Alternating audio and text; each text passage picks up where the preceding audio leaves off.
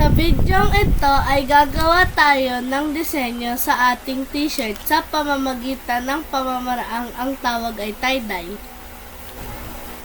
Step 1. Maghanda ng malinis na puting t-shirt at isang maliit na planggana at mga tina.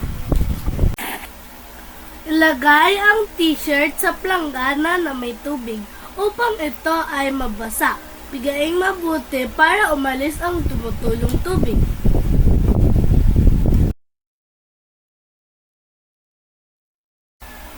Kumuha ng tinidor at ilagay ang dulo sa nakalatag na t-shirt at iikot ito ng paulit-ulit hanggang sa maging itong hugis bilog na spiral design.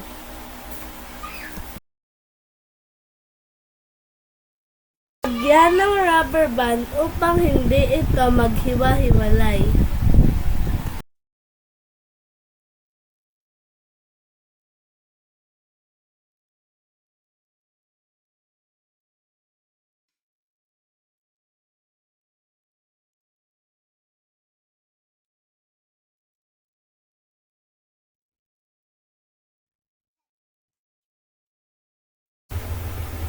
Maglagay ng planggana na may salaan sa taas.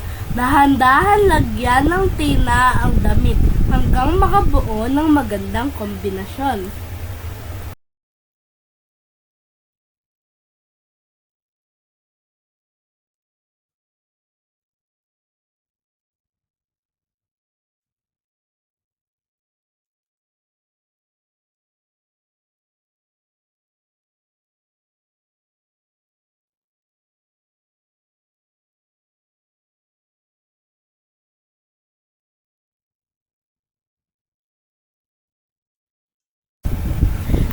Alisin ang rubber band at badlawan.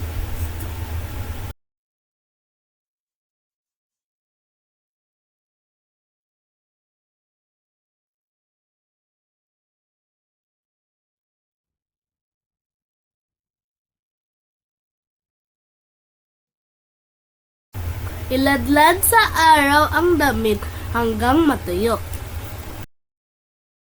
Po sa panonood.